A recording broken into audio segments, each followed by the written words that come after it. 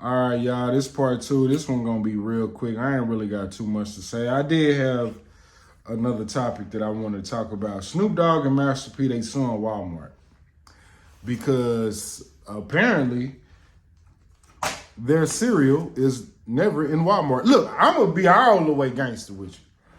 I've been looking for this Snoop Dogg cereal for the past, I say probably 2-3 months. I can't find this cereal no fucking where. I've been to the Walmart here where I stay at in Dallas, and I've been to the Walmart in McKinney, never see it. And they trying to sue these motherfuckers, man, and for good reason, because I'm gonna be real, I thought that the only way to get the cereal was to order it through Amazon, because I just never seen it. And I never even really thought about it. I was like, okay, they got some cereal. I don't remember if Master P said that it was being sold in Walmart. I just kind of assumed that maybe you can get it at Walmart.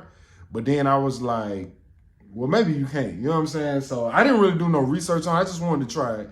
But I never seen it at Walmart. And I was like, well, damn, maybe you got to order it. And I don't order shit online. I'm just not no ordering online ass nigga. You know what I'm saying? Unless I got a bitch or something that's gonna order some shit, like, bro, I don't order nothing online. But yeah, Snoop Dogg and Master P, y'all should sue Walmart because that's crazy. Walmart, but I'm not gonna say I can see, but I understand why Walmart. Well, I don't understand why. I think it would be good business for Walmart to put Snoop Dogg cereal into their aisles. Wouldn't that help Walmart out? Or maybe because it's a competitor brand against like General Mills and Post and all that type of shit, and they want to stay loyal to the cereal companies that they have been put on the shelves. Maybe that's the reason why. I'm probably sure that's probably what it is.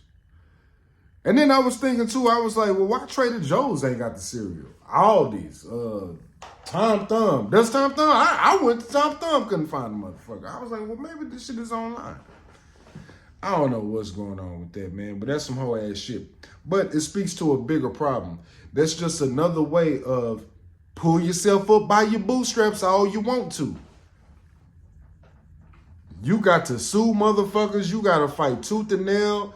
You got to fight through capitalism, big corporations, and racism in order to get on the shelves in Walmart or any major store.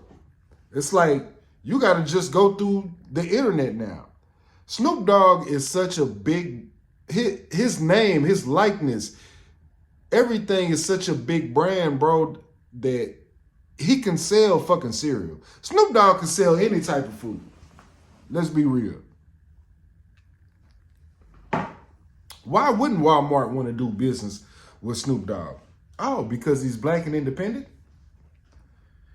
Now, I guarantee you Snoop Dogg will be able to get a cereal if he did a collab. If Honey Bunches of Oat or Cocoa Puffs would say, hey, Snoop Dogg, we want to do a cereal with you, I guarantee you then he'll be in the Walmart shelves.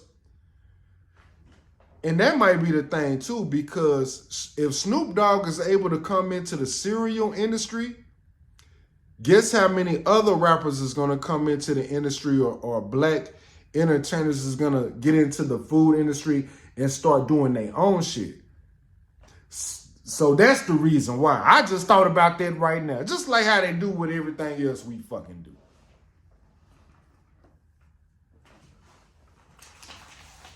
Some bullshit, bro.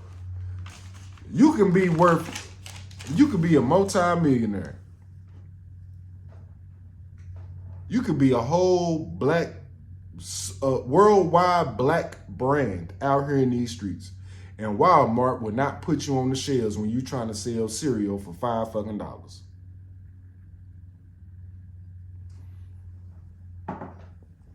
But you had Aunt Jemima and Uncle Ben that was ran by white people, but they used nigga faces on all this shit.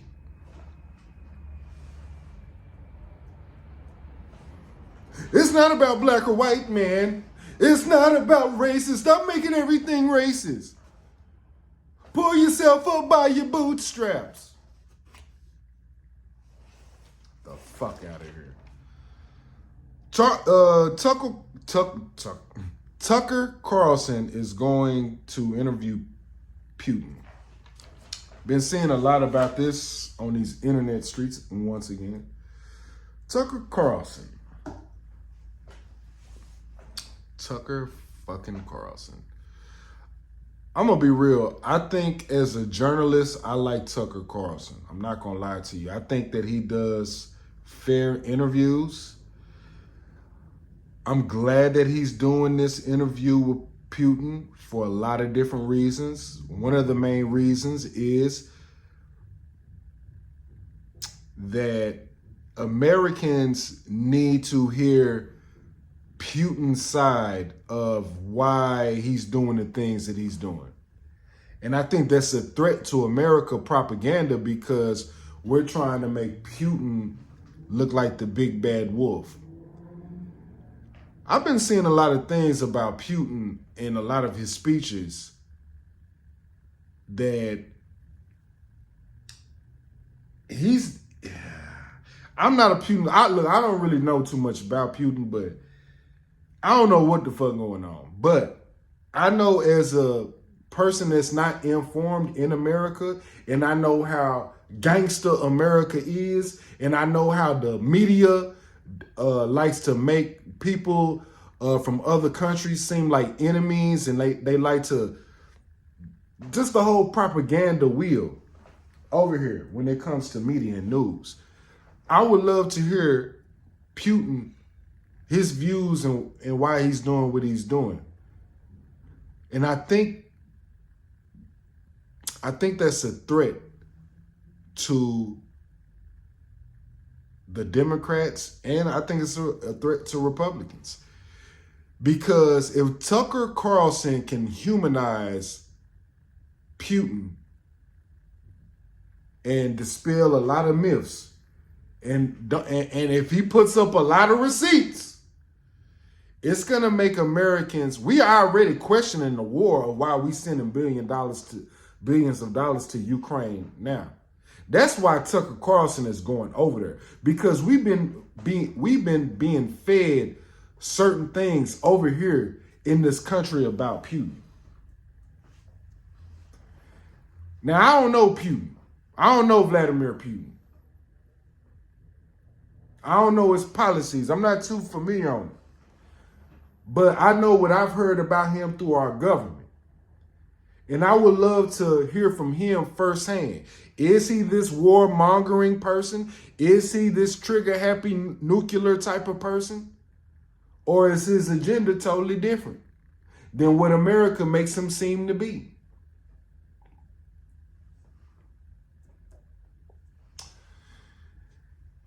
And I would think that, because Tucker Carlson, it was somebody that came out, I think it was, I don't want to say it was Tucker Carlson, but Tucker Carlson got let go from, I want to say Fox, and they said that they've been trying to hack his computer and cell phone when he went over to Russia, I guess when the government, because they keeping tabs on Tucker Carlson. They keeping tabs on all these motherfuckers. Everybody that's in the media. They keeping tabs on him. I think Tucker Carlson is, I don't know what his, if he's left or right or independent or whatever. I think he's a little bit of this, a little bit of that, but he just wants the truth to come out. That's what he kind of seemed like to me. But when he was on Fox, I was like, damn, that's crazy. But when they fired him from Fox, he really came out and said, man, shit, I was fed a lot of bullshit. Damn, now that I've been doing my own research and I'm not just being a do-boy for Fox, oh, shit, it's a lot of whole ass shit going on out here, man. Shit, he's like, shit, I don't know what I am. You know what I'm saying? So, I hope he does interview Putin. I would love to hear from him. I would love because, bro, Barbara Walters, and I seen this on, I can't remember who said this, But somebody said this. They was like, well, back in the day, Barbara Walters, she interviewed Fidel Castro. She interviewed, like, she had some like crazy ass interviews back in the day of different countries when we was warring with them. I remember the dude, the Mexican cartel. Who was the white dude that had that damn interview with the Mexican cartel? Sean Penn. I think Sean Penn had an interview with El Chapo. He gave his side. It's a lot of propaganda that our country puts on us that is not the case in these other countries. They got that, bro. It's always two sides to the story. It's the truth. It's his truth, her truth, the real truth, the lie, and the bullshit. It's a whole bunch of layers to shit. It's not as black and white. You know what I'm saying? So that's that. I'm looking forward to the Tucker Carlson interview. Last and not least, this is the last thing I'm gonna talk about. I ain't gonna be on here too long. I'm only gonna do what? I'm at 11 minutes. All right, fuck it. Immortal Technique. I seen a clip of Immortal Technique on TikTok, and he was talking about this new album that he's coming out with, where I don't know what the album is going to be about, but he was like, this kind of influenced the album. I think that's what he was saying. I'm paraphrasing. I could be wrong. But album aside, he was basically talking about slave breeding farms. If you ever get a chance, type in Immortal Technique slave breeding farms. And this dude broke some shit down that I already knew, and it's crazy to hear another race speak on this. I don't know if Immortal Technique is black or if he's Mexican. I assume that he's of Latino heritage. I don't know. I'm being very serious about that. I'm not trying to be disrespectful. But boy, he talks pro-black than a motherfucker. So I'm gonna assume he's black. I don't know this brother like that. I haven't even listened to any of his music. But the game that he was giving up on this interview with this white lady, man, say bro was going in on the breeding farms.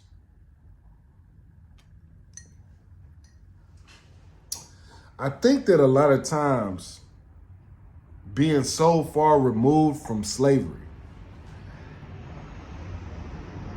I think that black people, especially today, we don't really understand the brutality that went into slavery. I hear a lot of people saying, hey, you know, I don't like these trauma movies about slavery.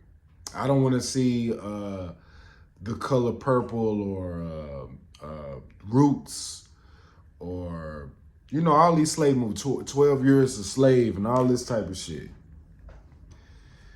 Well, my thing is this. I think those movies are necessary because it gives a very small glimpse into what our ancestors had to go through. And I'm talking a very small glimpse. I think the more that black people try to use slave movies as like, oh, we don't want to relive our trauma, I think we're going to put ourselves in a position to where we forget all of the things and the adversities that we had to go through in order to get here and what was sacrificed from our ancestors for us to even be in this position. I feel like we owe it to our ancestors to sit there and watch and read about the brutality that they had to go through white supremacy and slavery. Because then it's us paying homage to our ancestors by saying, damn, that's fucked up, by us shedding tears, by us using their pain and saying, if they went through that, if my ancestors could make it through that, then this shit right here, I can make it through this too. Us hearing stories from our ancestors and the trauma and the pain and the brutality and the maiming and the raping and all that shit. We need to know everything so we can really appreciate their sacrifice on how where we're at today. These stories need to be told. We have to listen to these stories. These, just like I hear about women all the time in today's time, they go through, you know, they want to tell their story. They want to, you know, hey, I was R-worded, I was SA'd, I was all these things. Maybe my story could help another female out. We need to start looking at our ancestors like that because they went through all of that times 100. And I'm afraid that because black people right now are so like, we don't want any more trauma stories, that we're gonna forget our history and our sacrifices that our ancestors made for us to be here. And I feel like that's shitting on their name. That's just me. Now, the way that we do these trauma stories and these historical stories, let's do them as historical pieces. The issue is always having a white savior in all these movies that saved a slave. We need to, if we're gonna have these trauma stories like that, these slavery stories that lasted for 400, 500 years, we need to start making black people in these stories on these movies to be the one that saved other black people, that they didn't need white savior to save them. I think that's probably a big issue too. I think the biggest issue is like, man, every slave movie you see a white person helping out a black person. And I'm not saying that that didn't happen, but I think more cases, it was black people helping black people. And those are the stories that need to be told. Outside of white people. White people just tell the story factually how it is. Stop trying to put a white person in there and be like, no, I'm gonna help you too, Miss Mabel. I'm gonna help you get out of there too. Matter of fact, you can't touch Miss Mabel. You know what I'm saying? Like, y'all gotta stop that shit. Y'all gotta tell the stories on how we saved ourselves. Black people saved themselves out of oppression. Abraham Lincoln didn't even want to free the slaves, bro. He didn't free the slaves because he loves black people. That's not the reason why. And if you think that's the reason why, please go read his famous quotes that's in the fucking DC right up underneath the chair that he's sitting on, that big tall motherfucker. Go read his own quotes of what he say about black people. If he could have kept the Union, the North and the South together without freeing slaves, he would have did it. That's his own words. So let's stop. That's the biggest issue with slavery movies. It's not really, to me, about trauma. It's always about having a white savior coming into these movies and saving niggas from getting fucked up. But Hollywood is putting out these narratives so they can kind of feel guilt-free because when white people watch a slavery movie and they see the horrific things that their ancestors did to slaves, they feel guilty about it. You don't want a whole bunch of white people in the movie theater feeling guilty about slavery when they didn't have nothing to do with it, but they reap all the benefits from it. So what they do, they put a white person in the motherfucking movie that's like, oh, I'm gonna help you, Miss Mabel. Here, follow the light. Here, oh, I'm gonna talk to Mr. Clark. He's gonna get you free. You guys need some grits? And then that makes white people more comfortable watching the real shit that happened in these movies.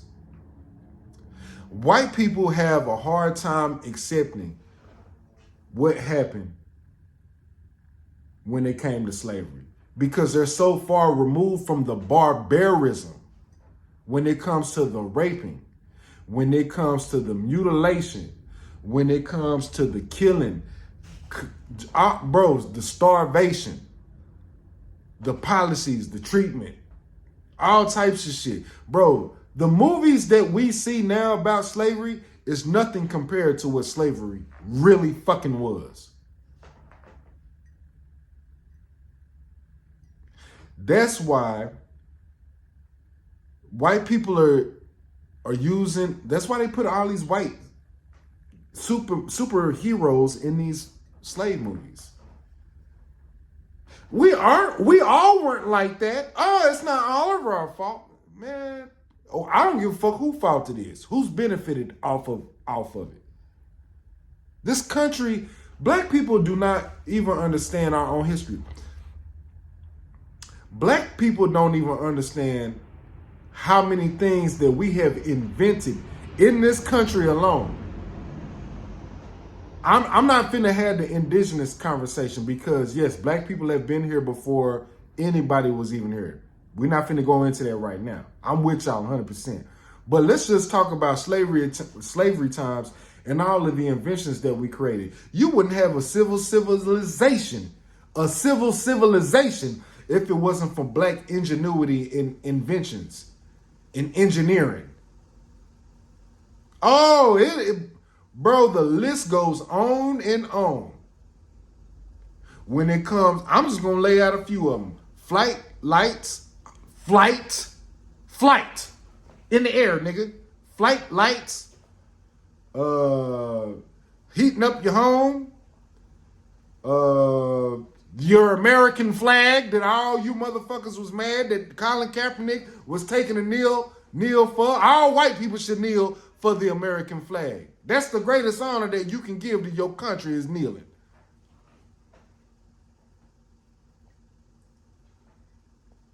Your American flag was made by a black woman. Your culture, from your food, from everything. Science, surgery, drugs. Black people, they want to erase everything that we do, bro. But I'm gonna shut the fuck up. You know what? I'm gonna end this on a happy note.